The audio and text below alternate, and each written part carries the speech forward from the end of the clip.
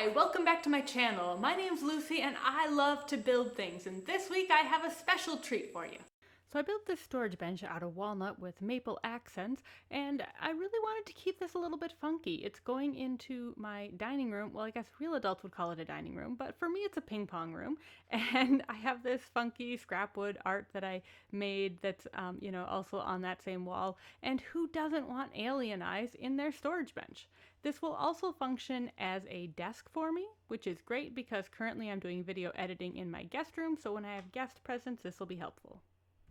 This project had a lot of unique challenges. For one, the bench couldn't be too deep because it's right next to a ping pong table and I didn't want to lose my ability to hit a game-winning shot. And it needed to be low enough to be able to be a bench, but high enough to be able to be a workstation, so kind of a desk. And this was difficult because if you can't go too deep, you can't get a very high lift mechanism. I also needed to be able to store a basketball in a drawer, so that makes for a weird drawer, and to be able to store my Jackery, which powers my pickleball court. And that Jackery needed to have its own power source down into the drawer. I also wanted to have power that I could use when I'm using this as a desk. So that was a consideration. I also wanted to be able to store shoes in it, and the top was going to house my pickleball paddles and extra balls. Now, one thing you should probably know about me is that I am quite old school. So this is my idea of SketchUp. So this was the first sketch that I did, and the bench ended up looking nothing like this. This is the second sketch that's getting a little bit closer, but still isn't like the final product. And a lot of this is because for me, it's very difficult for me to visualize exactly what I want something to look like until I have the lumber in front of me. And I was working with lumber that looks like this, okay? So this walnut is gorgeous on the inside, but it is all twisted and in pretty terrible shape because it was the least expensive stuff that my lumberyard had. At about $6.50 a board foot, it was much more reasonable than the current price of about $12 to $13 a board foot. So that determined a few things. For one, it ended up determining just how wide my bench ended up being, because since the boards were so twisted, in order to get enough of them that could get flat enough but still maintain close to an inch for the top that was important to me, I had to work around where there was big knots and big twists and stuff. So that is a determining factor. The other thing is, once I have the lumber milled down and I'm able to see the different beautiful grain patterns, sometimes that really determines where I'm going to put an accent piece or where I want to put a curve or something. And so really the lumber absolutely ended up changing this very much from being what my final drawing ended up being compared to what my final product ended up being. This tabletop with the curved edge is one of my favorite features. I love the way that the lumber contrasts each other, and I love the final shape. But I made some mistakes along the way, and it was a really difficult, process. And so I made a whole separate video on that. So if you really want details on making the tabletop and adding the C channel and trying to get that really nice gentle curve, please check that video out. I'll put a link in the description. So now that the top was all two-tone and cool looking, I knew that I wanted to continue this through to the drawers. So I had this really figured awesome aspen, and once I got enough coats of lacquer, it's kind of fuzzy lumber, so it took a lot of coats of lacquer, but once I got that done and just went, there's no way that I can just cover that up. So I decided to do those ovals, and that's the integrated handle, which I also wanted to do. And I decided to put them in the orientation of making them look like these weird alien eyes, because why not? And I actually really like the look. Of course, you could switch the drawers because they are interchangeable. And I was fortunate that Vendenia sent me these really awesome black drawer slides, and these are the soft close model. I'm going to try out their push to open on my next project, which I'm super excited about.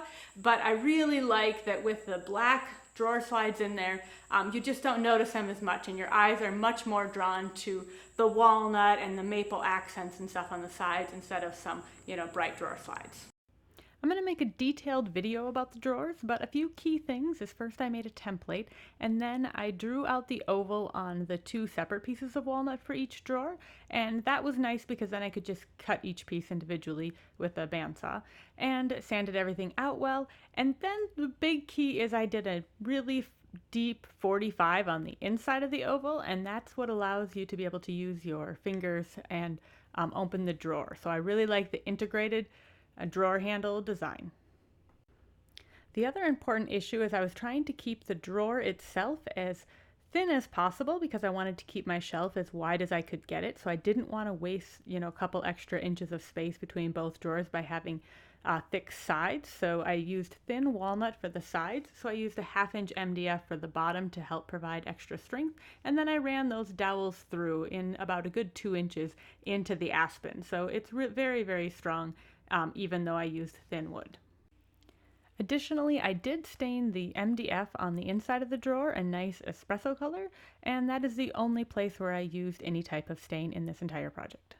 So I never have enough time, so I often will, resort to things like pocket holes or other fasteners for joinery, and I didn't want to do that with this bench. I wanted to make sure that there weren't any fasteners for the main frame of this bench. So I went with mortise and tenons and dowels throughout, and I did these primarily on my router table. I have a separate video that I did on, how to go about getting both of the mortises and the tenons cut on the router table, but they turned out really awesome, and I was really excited that it worked out as well in the actual final product as it did in my practice runs.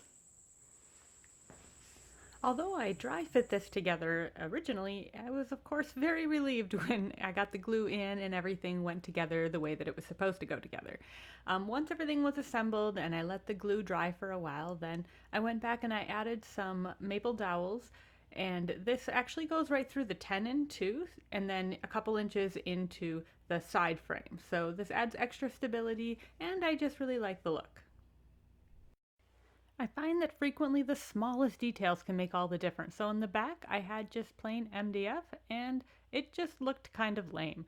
And so by simply adding a round over to that and making it actually look like 2 panels, it really made the back look like a much nicer finished product. So that copper pipe was actually a very last minute decision, and it is one that I am so happy that I made. So this was coming together really nice. I was loving the curved top, the curved legs, and I just didn't want to break up all that flow by putting a solid board in there. And so I just got a standard 1/2 inch copper pipe. I sanded it down all the way up to 800, wet sanded it there, applied some paste wax to it, gave it this really nice kind of satin sheen. And then, the walnut pieces on the edge, I made sure that I rounded those over really nice. And I love the shelf. It's probably one of my favorite features. So the lift mechanism is just a cheap one off of Amazon. I really was interested in the nice Rockler one, and that looks like a rock solid unit, but I didn't have the depth for it. So I only had about 14 inches on the inside. So I'll put a link in the description to the lift that I used. You do have to use 2 hands for opening it and closing it, but it's totally solid when it's up and it's totally solid when it's down. So I don't really care that it feels a little bit uneven as you lift it up. I will do a separate video on exactly step-by-step how to install this. For one final finishing touch, I wasn't able to find any copper to make trim, so I made my own out of aluminum and aged copper Rust-Oleum spray. I had a lot of fun with this build, and I hope that you enjoyed it too. Please follow along with the other videos, and this is a good reminder that I should probably just stick to woodworking.